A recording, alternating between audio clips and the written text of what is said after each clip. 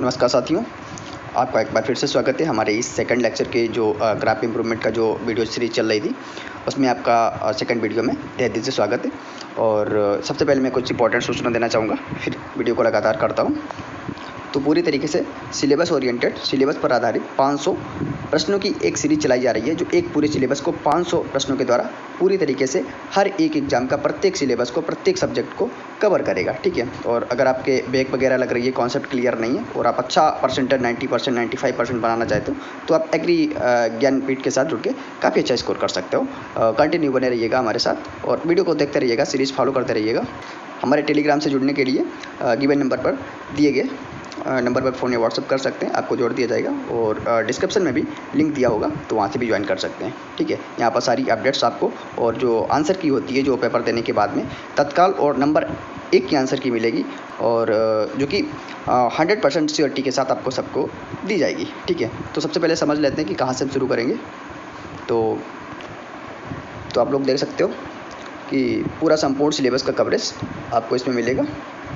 और सबसे पहले जो आपका सिलेबस का पार्ट शुरू होता है, सबसे पहली लाइन दी है प्लांट सेल की संरचना एवं कार्य। तो इससे संबंधित 50 प्रश्न सबसे पहले देखिएगा, फिर आगे बढ़ते हैं। अगर आपने पहले वाला लेक्चर नहीं देखा है तो पहले लेक्चर को देखिएगा, उसके बाद में इसके सेकंड पार्ट को देखिएगा, क्योंकि वहाँ पर मैंने सारी जो बेसिक टर्म होती हैं उनको क्लियर किया था, ताकि आप इस लेक्चर में कोई भी शब्द जो भी आपको समझने में दिक्कत महसूस कर रहा हो तो यहाँ पर आसानी, वहाँ उस वीडियो को देखने के बाद में आप आसानी से इस वीडियो को देख सकते हैं। ठीक है। तो बिना समय लगाए शुरू करते हैं। तो पहला क्वेश्चन है, फसल शरीर क्रिया विज्ञान का मुख्य उद्देश्य क्या होता है? 4 विकल्प को देखिएगा क्या होता है। तो क्या है इसमें? ऑप्शन नंबर सी, फसलों के कार्यात्मक अंगों की समझ। ठीक है, ऑप्शन नंबर सी। अगला है, प्रकाश संश्लेषण की सामान्य प्रक्रिया में CO2 का उपयोग होता है। तो क्या उपयोग होता है भाई? तो ग्लूकोज निर्माण हेतु। ऑप्शन नंबर बी, ग्लूकोज निर्माण हेतु। प्रश्न नंबर 3, प्रकाश संश्लेषण की क्रिया किस अंग में होती है? तो भाई सभी को पता है, पत्ती में। ठीक है, पत्ती में स्टोमेटा, क्लोरोफिल पत्ती में पाया जाता है। तो मैंने काफ़ी कुछ बताया है प्रीवियस वीडियो में, तो पूरा देखिएगा। मैं आगे बढ़ता रहूँगा क्योंकि बेसिक आपका पूरा क्लियर हो चुका है पहले वाले लेक्चर में। ठीक है।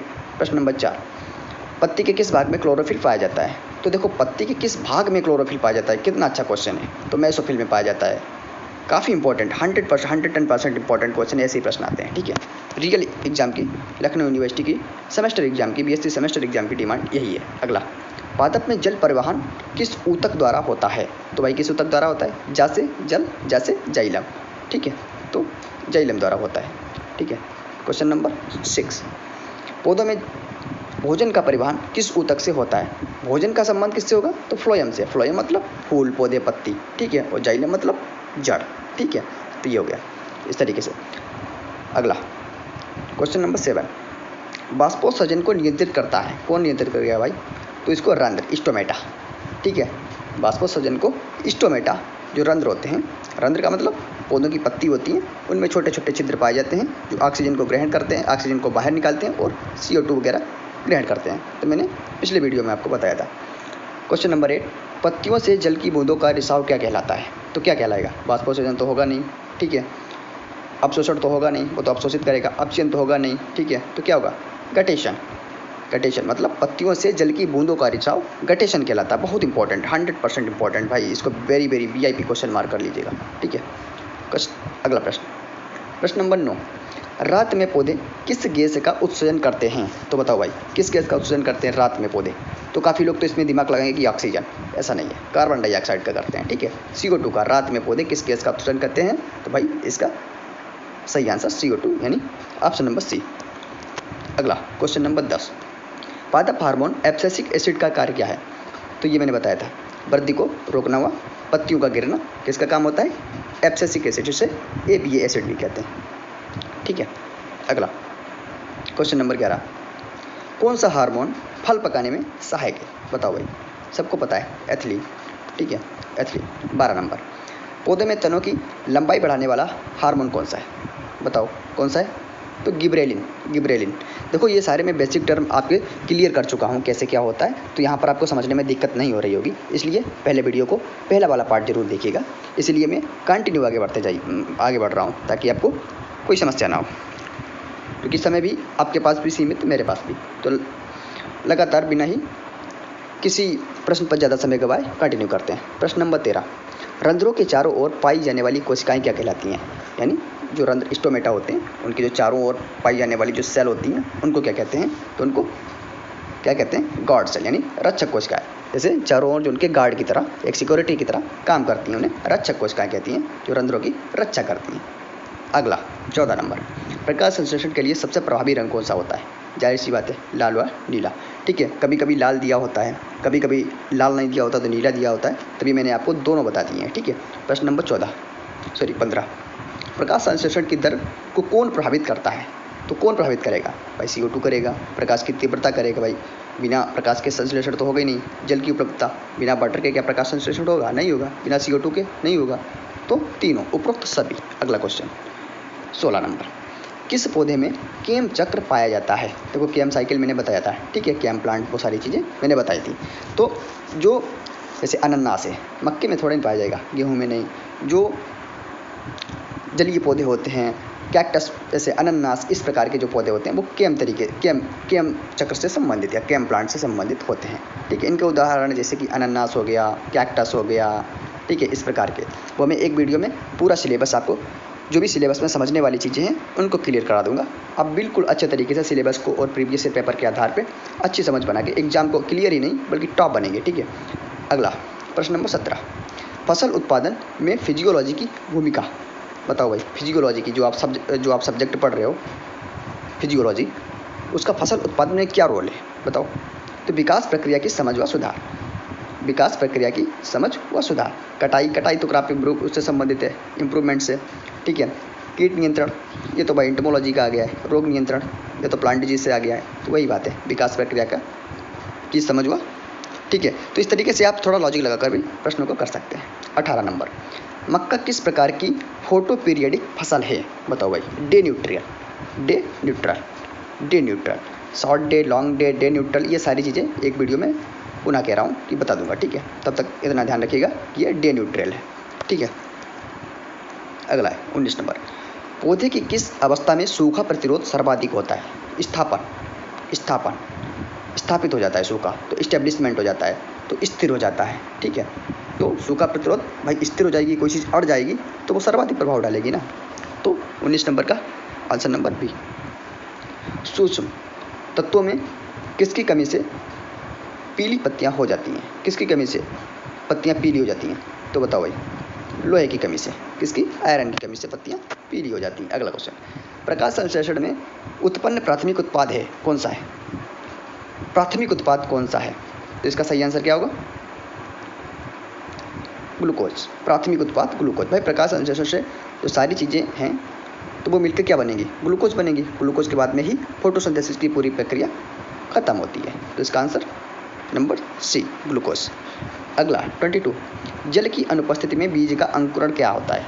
तो जल की अनुपस्थिति में, अगर जल नहीं होगा तो भाई रुक जाएगा। ऐसा तो होगा नहीं कि तेज चलेगा, सामान्य चलेगा। जब जल ही नहीं होगा तब कैसा जमेगा नहीं, जर्मिनेशन ही नहीं होगा। अगला 23 नंबर, बीज के अंकुरण के लिए क्या आवश्यक है? तो भाई ऑक्सीजन भी आवश्यक है, जल भी आवश्यक है, ताप भी आवश्यक है। ठीक है, और भी कई सारी चीज़ें आवश्यक है। ऐसे क्वेश्चन को आप में इसके डी नंबर मानना चाहिए। ठीक है, 24 पौधों में जड़ वृद्धि को प्रोत्साहित करने वाला हार्मोन कौन सा है? जाहिर सी बात है, ऑक्सिन हार्मोन। जो तने को ऊपर की ओर वृद्धि, सूर्य की तरफ, और जड़ यानी धरती की तरफ यानी मिट्टी की तरफ, ठीक है, जो वृद्धि करता है वो कौन करता है? वो ऑक्सिन हार्मोन करता है। अगला 25, श्वसन क्रिया की अंतिम उपज है। तो श्वसन क्रिया की अंतिम उपज कौन सी है? अंत में श्वसन क्रिया क्या निर्माण करती है बताओ? तो CO2, H2O व ऊर्जा। ठीक है, ये हो जाएगा 26। अगला क्वेश्चन 26, पौधों में जल की कमी की स्थिति को क्या कहते हैं? तो वाटर स्ट्रेस। अगर जल की कमी होगी तो वाटर स्ट्रेस हो जाएगा भाई, जल तनाव हो जाएगा। ठीक है, तो वाटर स्ट्रेस। 27 नंबर क्या है?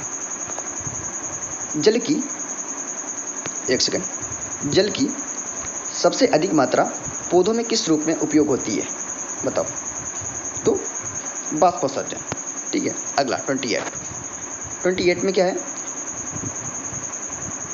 फोटोपेरियोडिज्म शब्द किससे संबंधित है? तो जाहिर सी बात है, प्रकाश की अवधि से पुष्पन। ठीक है, तो ये प्रकाश की अवधि से पुष्पन, एक वीडियो में मैंने ये भी क्लियर किया था। 29 वर्नालाइजेशन का संबंध किससे है? ठीक है। तो ये इंपॉर्टेंट की टर्म है सिलेबस की, ठीक है, ये छोड़ के मत जाना, ठीक है। थोड़ा भारी भरकम भले दिखें लेकिन यही इंपॉर्टेंट होते हैं, यही चकमा देने वाले क्वेश्चंस आते हैं, ठीक है। तो कम तापमान से पुष्पन को प्रेरित करना, option number C. 29 option number C, ठीक है। नेक्स्ट क्वेश्चन 30, CO2 को स्थिर करने वाला एंजाइम है तो कौन सा है? CO2 को स्थिर कर देने वाला एंजाइम है रुबिस्को। रुबिस्को में इतनी ताकत होती है जो कार्बन डाइऑक्साइड जैसी चीज़ों को, गैसों को भी स्थिर कर देता है, ठीक है। अगला 31 कौन सी फसल C4 पथ का अनुसरण करती है? तो C4 से संबंधित कौन सी है? मक्का। मक्का, काफ़ी लोग गेहूं लगा के आए थे एक बार क्वेश्चन में, तो मैंने काफ़ी अच्छी तरीके से कॉन्सेप्चुअल क्लियरिटी दी थी कि इस प्रकार से C3 प्लांट होते हैं, C4 होते हैं, ठीक है। तो लगातार बने रहिएगा, टेलीग्राम ज्वाइन कर लीजिएगा, सारी आपको PDF वहाँ पे मिल जाएंगे, सारे वहाँ पे वीडियो का लिंक मिल जाएगा, एक तरीके से पूरा क्रम अनुसार सब कुछ मिल रहा है, ठीक है। तो जो भी आपको समझ में आए तुरंत देखिएगा, सारे एग्जाम ओरिएंटेड हैं, ठीक है। और अगर आप देखने को बैठेंगे तो 4-5 घंटे में सारे वीडियो देख जाएंगे एक सब्जेक्ट के, 4 से 5 घंटे में बहुत अच्छी तैयारी हो जाएगी। अगला 32 क्वेश्चन, C3 फसल की विशेषता क्या है? C3 फसल की विशेषता क्या है बताओ? तेज वृद्धि? नहीं, बिल्कुल नहीं। C3 में तेज वृद्धि कहाँ से होगी? अधिक ताप सहिष्णुता? बिल्कुल नहीं।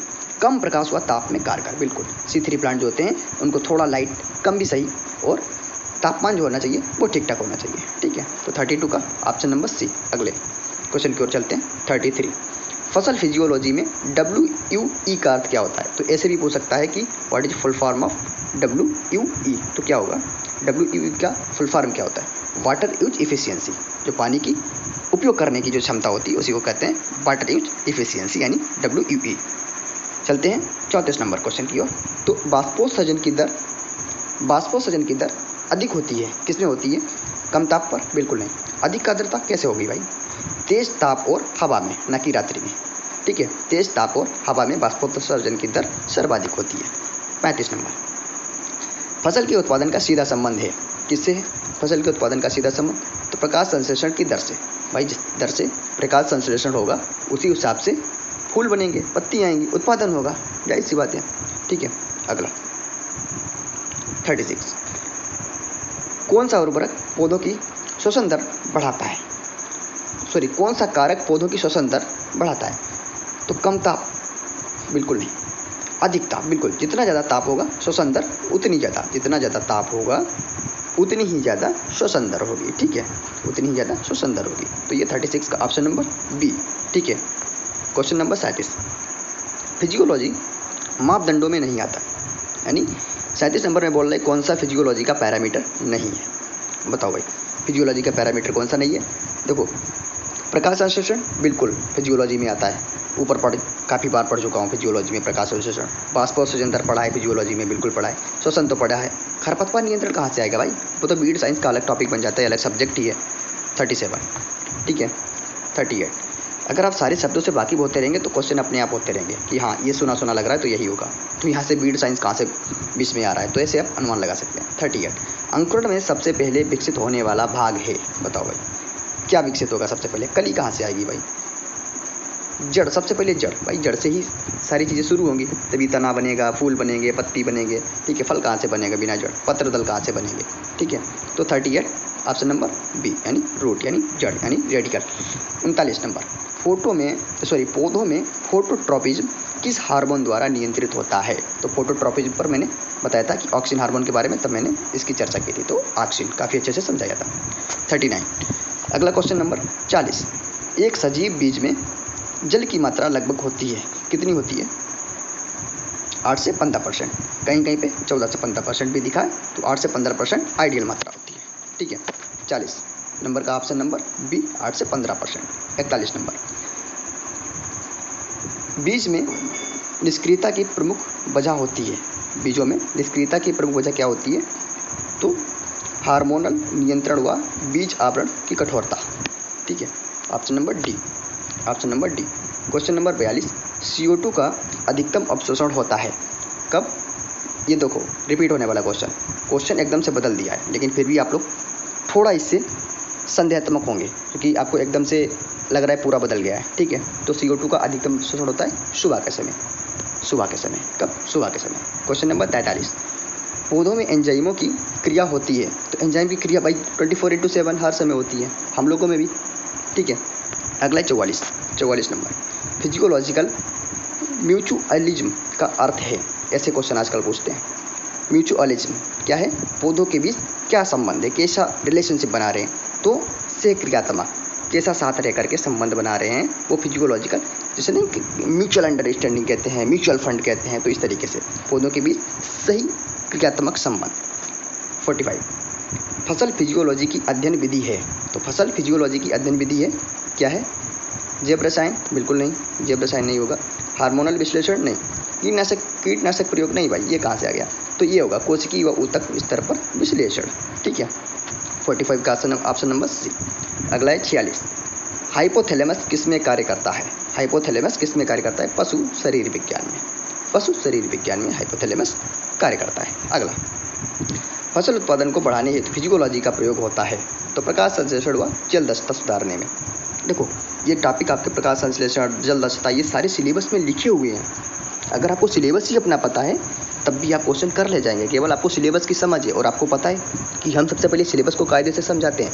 ये पूरा टॉपिक आपको सिलेबस के पार्ट से ही मिल रहे हैं 50 क्वेश्चन। पहले जो आपका सिलेबस की जो पहली लाइन है उसी टॉपिक से ये सारे ये 50 क्वेश्चन बनाए हैं, उसके बाद में सेकंड टॉपिक की लाइन बताएंगे, ठीक है, तो बहुत कुछ फ़ायदा मिलेगा। 48 तो यहाँ आँख में इसके नहीं पढ़ाया जाता है, इधर से कॉपी करो उधर से पेस्ट करो, ठीक है, यहाँ पर अपना खुद का सारी चीज़ें रहती हैं और प्रीवियस ईयर पेपर का काफ़ी अध्ययन मिलता है, ठीक है। इसलिए हम PYQ नहीं ज़्यादा पढ़ाते हैं, क्योंकि PYQ आपको जगह जगह पे मिल जाएंगे और उनकी ज़्यादा डिमांड, ऐसा तो है नहीं कि बिल्कुल एकदम सटीक तरीके से सब PYQ पूछ लेंगे। हमें पता नहीं कितने, हमें ये भली बात पता है कि कितने PYQ रिपीट होंगे और कितने ज़्यादा आपको पढ़ने चाहिए, ठीक है।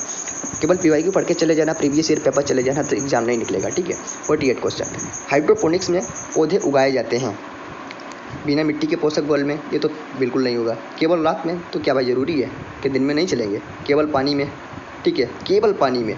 जहाँ पे केवल शब्द आता है थोड़ा वहाँ पे ध्यान देना चाहिए। लेकिन हाँ सॉरी हाइड्रोपोनिक्स पूछा है, तो हाइड्रोपोनिक्स में पौधे उगाए जाते हैं बिना मिट्टी के पोषक घोल में, ठीक है। तो हाइड्रोपोनिक्स में सॉइल की ज़रूरत नहीं होती है, ठीक है, सॉइल की ज़रूरत नहीं होती है, बिना मिट्टी के भी पौधे उगाना हाइड्रोपोनिक्स कहलाता है, ठीक है। तो 48 का ऑप्शन नंबर ए, ठीक है। 49 नंबर, पौधों में कुल श्वसन कितने प्रकार का होता है, तो 2 प्रकार का कल ही बताया था मैंने, एरोबिक और नॉन एरोबिक, ठीक है, एरोबिक और नॉन एरोबिक। श्वसन के दौरान कितनी ATP बनती है, तो ये 36 से 38 बनती है, लेकिन टोटल नहीं बनती है, टोटल नहीं, केवल एरोबिक में पूछा है। एरोबिक में कितनी बनती है, 36 से 38 ATP। तो ये छोटी छोटी बात ध्यान रखना, ऐसा लगेगा कि पढ़ के गए थे लेकिन फिर भी गलत हो गया, तो ये आपकी थोड़ी छोटी छोटी गलतियाँ, यानी एरोबिक रिएक्शन में 36 से 38 ATP बनते हैं। तो भाई साहब ये आपका पूरा का पूरा सिलेबस हो गया है, ठीक है। पहला टॉपिक जो सिलेबस का आपका पहला टॉपिक था, पहली लाइन थी, उसका हो गया। तो दूसरी जो सिलेबस की लाइन है, प्लांट सेल डिफ्यूजन ऑस्मोसिस, तो यहाँ से पूरे आपके 50 प्रश्न, 1 से 25, फिर 25 से 50 क्वेश्चन की सीरीज करेंगे। 50 प्रश्न ऐसे महत्वपूर्ण देंगे जो पूरी तरीके से चारों तरफ से बहुआयामी तरीके से पूरी इस लाइन को कवर कर लेगी। तो आपको पता है कितनी बारीकी तरीके से यहाँ पर अध्ययन कराया जा रहा है, कहाँ से क्वेश्चन भिड़ेगा, ठीक है, कहीं से भी नहीं निकलेगा, ठीक है।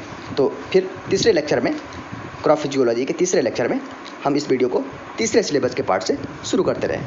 तब तक हंसते रहें, मुस्कुराते रहें। चैनल को ज्वाइन कर लीजिएगा, टेलीग्राम लिंक दी होगी डिस्क्रिप्शन में, उसको ज्वाइन करते रहिएगा। अगर वहाँ पे नहीं मिलती है तो गिवन नंबर पर आप कॉल कर सकते हैं, ठीक है, 7388822961 पर कॉल या व्हाट्सअप मैसेज या टेलीग्राम मैसेज कर सकते हैं, आपको तत्काल ग्रुप पर जोड़ दिया जाएगा।